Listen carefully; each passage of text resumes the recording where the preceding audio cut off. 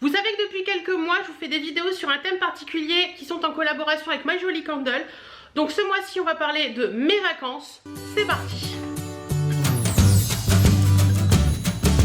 Coucou, j'espère que vous allez bien. Je vous retrouve dans cette vidéo qui sera en partenariat avec My Jolly Candle, puisque comme je vous le disais dans l'intro de vidéo, depuis quelques mois, My Jolly Candle, j'essaierai de vous remettre les vidéos dans le petit au fil de filmant de cette vidéo.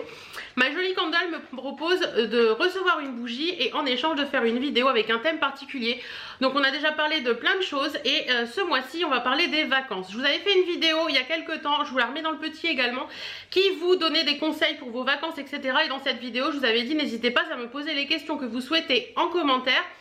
J'y répondrai dans une autre vidéo. Donc c'est cette vidéo et je vous ai posé également la question sur Instagram aujourd'hui et vous m'avez posé encore des petites questions et je pense que du coup on va je reviens avec tout ça dans ma vidéo juste une minute pour parler à My Jolly Candle parce que je trouve que c'est sympa de nous proposer des idées de vidéos comme ça, mais il serait cool aussi de proposer un code promo pour les petites abonnées qui me regardent et qui regardent les vidéos parce que c'est sympathique toujours un code promo même si c'est 10-20%, mais ce serait sympa, voilà. Si je sais que vous allez passer par là et je sais que vous allez entendre ce petit message, donc j'espère qu'il sera entendu. On va commencer par unboxer la petite bougie de My Jolly Candle puisque c'était un peu le but de cette vidéo en première partie. Donc My Jolly Candle, comme vous le savez ou vous ne le savez peut-être pas encore, ce sont des bougies bijoux. Donc vous avez un bijou dans chaque bougie. C'est des bougies qui sont dans un packaging très joli. Quand vous le recevez, vous pouvez l'offrir. Regardez-moi cette petite merveille. C'est trop joli, j'aime beaucoup. Les packagings sont vraiment très choux, très sympa. Tout est indiqué, etc. Vous avez également le bijou que c'est ici. Donc là, dans cette bougie, je confonds toujours les deux, ce sera un bracelet qui se cache dans cette cire et c'est un bracelet en doré. Donc voilà, moi pour cette collaboration, à chaque fois on me propose de choisir 3 bougies, je reçois toujours une surprise. Là on m'a envoyé linge frais, ça tombe très bien pour partir en vacances, il faut des culottes fraîches et c'est des petites culottes accrochées sur des fils à linge, c'est trop chou. Donc quand on ouvre la bougie, c'est toujours hyper bien protégé puisque vous avez des petits scrunch comme ça, hop, qui viennent protéger un petit peu la bougie. Hop, je déballe et ensuite, la bougie en elle-même, elle se présente comme ceci. Donc les bougies chez My Jolly Candle sont toujours avec un design blanc. Je trouve ça très joli, très classe parce que ça va dans n'importe quelle déco. Et vous avez le rappel du petit packaging sur le petit truc. Et vous avez également sur le dessus un petit dépliant qui vous dit comment utiliser la bougie, rester connecté, comment entretenir les bijoux, comment ça marche, etc. Donc pour celles qui ne connaissent pas, oh ça sent très bon. Oh la vache, ça sent la lessive, mais... Oh, je vais adorer ça. Je vais adorer, c'est sûr. Et donc à l'intérieur, vous faites brûler la bougie à peu près la moitié. Vous allez tomber sur un petit paquet. Et à l'intérieur de ce petit paquet, c'est dans un petit... papier d'alu, vous allez avoir un petit paquet, vous savez les petits paquets transparents avec un petit zip là, et à l'intérieur de ça vous avez encore du papier d'alu où ils vont envelopper le bijou, donc franchement c'est très bien fait. Et vous avez toujours une petite carte avec un petit code, vous pouvez aller sur le site voir le prix du bijou que vous avez reçu. Franchement moi je les aime beaucoup, j'en suis très satisfaite et en plus de ça j'en commande assez, enfin j'en reçois assez régulièrement, mais j'en ai déjà commandé également. Je suis toujours très satisfaite des bijoux, j'ai jamais été déçue, ils tiennent très bien dans le temps. Donc voilà un petit peu pour My Jolly Candle et nous allons passer maintenant à la vidéo que My Jolly Candle m'a proposé. Donc comme je vous disais, c'était de vous parler des vacances, de vous poser des questions que vous auriez sur mes vacances. Donc j'ai eu, je sais plus, 6, je crois 7 ou 8 questions, mais je pense que ce sera déjà pas mal. Donc la première question me vient d'Aurélie Litchi, elle me demande quelles sont tes vacances de rêve.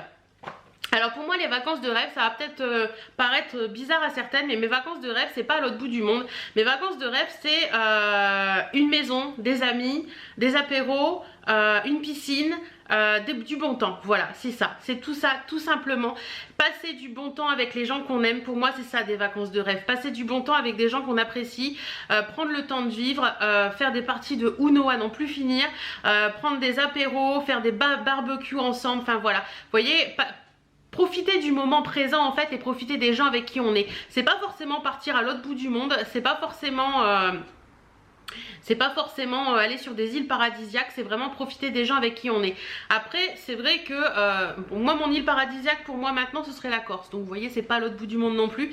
Mais ce serait, si vraiment je devais vous donner un lieu de vacances de rêve avec mon chéri, ce serait la Corse. Mais c'est vrai que pour moi, les vacances de rêve, c'est pas forcément les vacances à l'autre bout du monde. C'est vraiment les vacances où on profite de la vie et on profite des gens avec qui on est. Voilà. Somodrong Family me demande: avez-vous trouvé votre bonheur pour vos vacances en Charente-Maritime? Oui, nous avons enfin trouvé, donc nous partons maintenant d'ici 3 semaines. Je peux même dire que étant donné qu'on est mercredi et que vendredi on sera à 15 jours du départ, ça passe trop vite. Donc oui, on a trouvé, franchement la maison a l'air trop belle, on est vraiment content. Je vous en parlerai plus quand on sera sur place. Vous savez, j'aime pas dévoiler mes lieux de vacances avant d'y aller pour diverses raisons, mais franchement vous allez voir, cette maison elle est juste divine, on a trop hâte d'y être. Et pour information, on est du côté de Royan. Ensuite, Starbuck45 m'a dit: as-tu déjà eu une mauvaise surprise pour une réservation faite? De mémoire, non. On n'est jamais arrivé dans une maison qui n'était pas la bonne. On n'est jamais arrivé sur un lieu où il n'y avait pas de maison, parce que ça peut arriver aussi ça. On n'a jamais arrivé dans un lieu qui était sale. Non, franchement, on n'a jamais vraiment eu de surprise où c'était pas top. Si, peut-être une fois, avec des amis, on louait une grande maison. Ça faisait la 3e fois qu'on l'a louée. La 3e fois qu'on l'a louée, on a toujours, les 2 premières fois étaient vraiment top. Et la 3e fois, la maison était un petit peu sale. Mais bon, c'est pas non. Elle était un petit peu sale, mais bon, pas. C'était pas pareil que d'habitude. Voilà. Sophie76 me demande: sur quel site de réservation vas-tu? Alors, Sophie, je te renvoie à la vidéo que j'ai fait avant. Je l'avais mis dans le petit, mais je la remets en barre d'infos pour être sûr que tu puisses aller la voir. Je vous dis tout, je vous donne tous les sites et tout où je vais, n'hésite pas à aller la voir. Mara me demande: connais-tu des plages sympas autorisées aux chiens, des criques et plages sauvages? Alors pour les plages autorisées aux chiens, moi j'ai une astuce, c'est que je mets sur Google plage autorisée aux chiens, et dans le département où je suis, il y a un site internet qui les regroupe tous. Je vous le mettrai en barre d'infos également pour celles que ça intéresse, et franchement à chaque fois on trouve, il n'y a pas de souci. Il y a des régions où il y a moins de plages autorisées aux chiens que d'autres, mais on trouve il y a souvent une plage au moins dans la région autorisée aux chiens, plus ou moins loin de votre lieu. Après des criques sauvages ou autres, non pas particulièrement, parce qu'on n'est pas très plage avec chéri, et c'est vrai qu'on se promène plus mais on va pas vraiment à la plage. Voilà. Claudine Gerlache me demande: en vacances tu cuisines ou tu vas au resto? Alors les 3 quarts du temps en vacances je cuisine. Ouais, les 3 quarts du temps en vacances je cuisine. Avec chéri, je vous dirais que en général on peut se faire des restos, mais c'est plus le midi et c'est plus des restos un peu sur le pouce rapido ou en tapas ou des choses comme ça. Mais le soir on aime bien être tranquille, posé à la maison avec notre toutou, et voilà, ça nous va très bien. On va au resto. Si vous me suivez dans les vlogs, vous le savez, on est des gens qui allons au resto assez régulièrement dans l'année, et en vacances c'est pas forcément un but pour nous d'aller au resto. J'aime bien cuisiner, prendre le temps de vivre et tout ça. Ensuite, voilà. Eloena me dit, alors elle a des questions, Eloena, qui sont par rapport aux chiens, puisqu'elle me dit qu'elle a un chien en catégorie 2, et je connais très bien le sujet puisque nous avons eu un Rottweiler il y a très longtemps. Et donc elle me demande: vous arrivez à trouver facilement votre location? Alors facilement, oui et non. Bon, maintenant on a un chien en catégorie normale, on va dire, hein. Quand on avait le Rot, c'est vrai que c'était un petit peu plus compliqué, dans le sens où on a déjà eu des propriétaires qui m'ont dit bah oui mais nous ça nous dérange pas, mais les voisins vont pas aimer. Je suis désolée, c'est toi qui loues ta maison, assume de pas vouloir quoi. Clairement dans la façon dont il me l'a dit, c'est clair que c'était lui qui voulait pas et pas forcément les voisins, mais bon bref. C'est vrai que c'est un peu plus compliqué quand on a un chien à catégorie, mais il faut pas hésiter à dire aux propriétaires, appeler les propriétaires déjà et leur dire que ton chien vit avec toi, qu'il est très bien élevé, etc.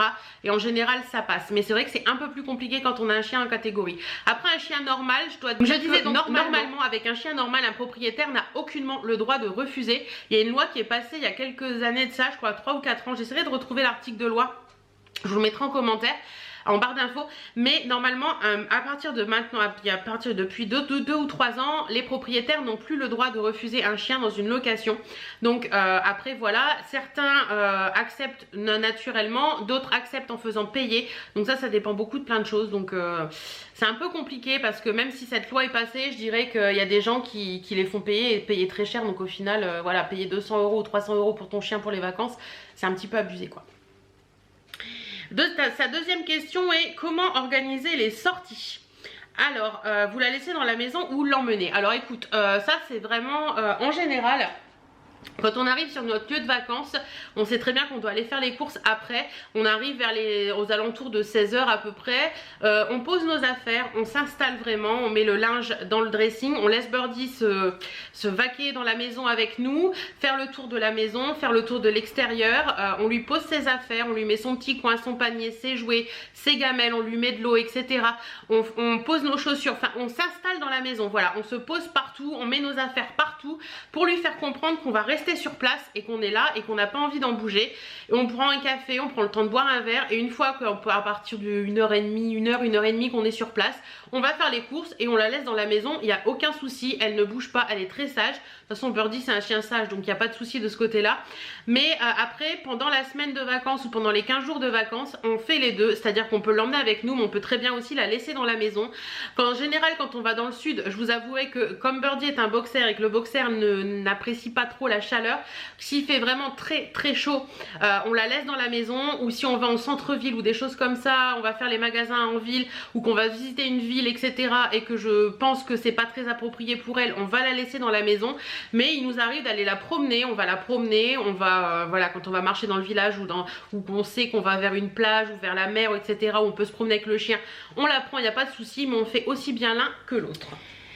Ensuite, Sylvie, et c'est la dernière question, Sylvie Ladiari me demande est-ce qu'il t'est arrivé de rentrer dans une maison sale? Donc ça, j'ai déjà répondu tout à l'heure. En général non, mais une fois oui, mais c'était pas non plus sale, immonde. Et pars-tu avec des courses non périssables, par exemple Patrie et PQ? Alors, ce que j'emmène en général en vacances, oui, j'emmène des courses non périssables. Alors Patrie, tout ça, non, mais je dirais l'huile d'olive, la vinaigrette, le sel, le poivre, le PQ, le sopalin. Un peu de lessive et des pastilles de lave-vaisselle ainsi qu'une éponge. Voilà, c'est la base je trouve, parce que racheter l'huile d'olive, le sel, machin, tout ça, racheter toutes ces choses là, je trouve que sur place c'est un peu inutile, surtout qu'on a tout ça à la maison. Ça prend quoi? Ça prend pas trop de place quand on emmène et je trouve que c'est sympa d'avoir ses propres, voilà, d'avoir un petit peu. Bon, le PQ j'en prends un rouleau ou deux et le sopalin j'en prends un rouleau ou deux, pareil, un rouleau en général de sopalin, mais c'est vrai que j'en rachète sur place s'il en faut, mais j'emmène toujours un petit peu au cas où. Et tout ce qui est, je vous dis, les choses comme ça peut être le chocolat, ça peut être le café, parce que pour une semaine racheter une grosse boîte de chocolat, vous savez, chocolat mettre dans le lait c'est un peu bête. On boit pas beaucoup de lait non plus, donc on peut prendre une petite bouteille de lait, chérie, on met que dans le café. Donc voilà, et toutes ces petites choses là, la confiture c'est pareil, on peut l'emmener avec nous.